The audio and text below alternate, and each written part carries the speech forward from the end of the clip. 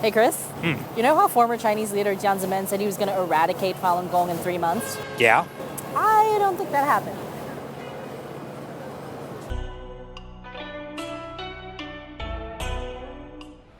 May 13th is World Falun Dafa Day. Falun Dafa is more commonly known as falungong.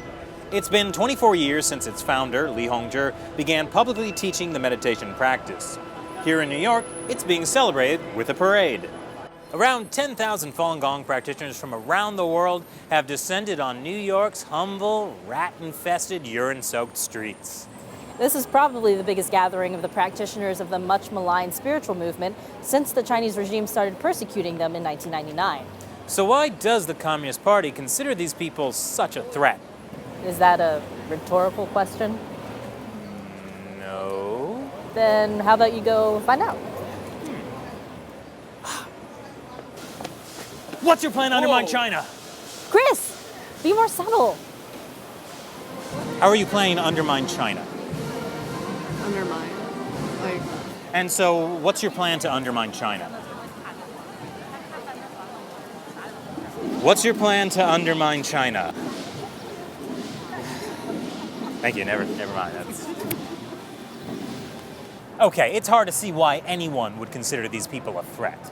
Well, Chris, have you ever heard of the saying, 骑虎难下? Of course! Well, this can't end well. 骑虎难下. It means if you're riding a tiger, it's hard to get off. And believe me, I know. I took China Uncensored video editor Seamus to Central Park Zoo to put it to the test. He will be missed. Basically, it means you're in over your head. Like poor Seamus. This parade wasn't part of the plan. Falun Gong was supposed to be wiped out in 3 months. Jiang Zemin said he would destroy their reputations, cut them off financially, and eradicate them physically. Instead, it turned into a 17-year fiasco, one the Communist Party can't stop even if they wanted to. You see, the Communist Party doesn't like to admit it ever did anything wrong.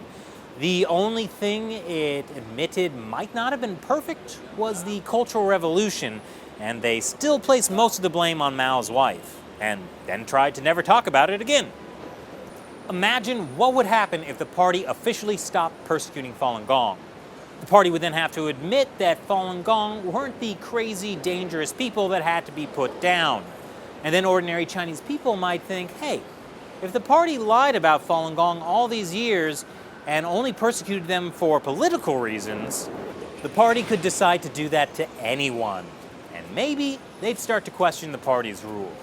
Of course, it might already be too late, because it seems that people are figuring out the propaganda on their own. Yeah, I have some friends from mainland China, so they don't refuse to listen to the truth, at least, I think. So they started to feel sorry and feel angry for the Communist Party that they still do the persecutions. I think they started to question about the authority of the regime. I know a lot of Chinese from my work, but I feel like most of them can understand. I think more and more people now get to know people who practice Falun Dafa, and also they have pretty good impression.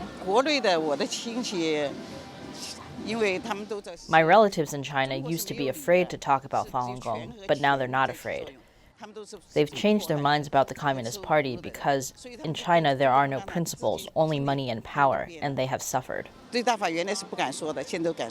basically, the party can't stop the persecution of Falun Gong without exposing themselves, but they can't keep it going forever either. Exactly. Hey, I've been trying to reach Seamus all day, and I haven't been able to. Do you know what happened to him?